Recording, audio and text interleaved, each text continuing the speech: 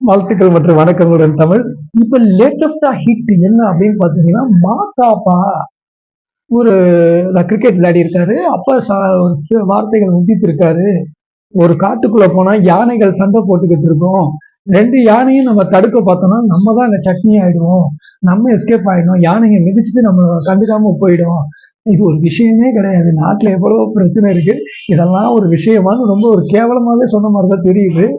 இவ்வளவு அசால்ட்டா அவர் சொல்லியிருக்காரு. சோ இதுல நமக்கு என்ன தெரியுதுன்னா, சண்டை பெருசா தான் ஆயிருக்கு. பிரியங்காவுக்கும் சரி, மணிமேகலை வெர்சஸ் சண்டை பெருசா ஆயிருக்கு.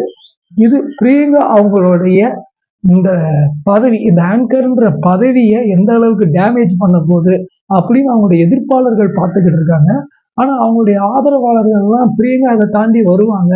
ஒரு கிளீன் ஸ்டேட்மெண்ட் அவங்க குடுத்துட்டா அந்த பிரச்சனை சால்வ் ஆயிடும். கூடிய விரைவில பார்த்தீங்கன்னா, மணிமேகலையும் பிரியங்காவும் கூட கைகோர்த்து சிரிச்சுக்க கூட வாய்ப்பு இருக்கு. வாங்க போக போக காட்சிகள பார்க்க போறோம்.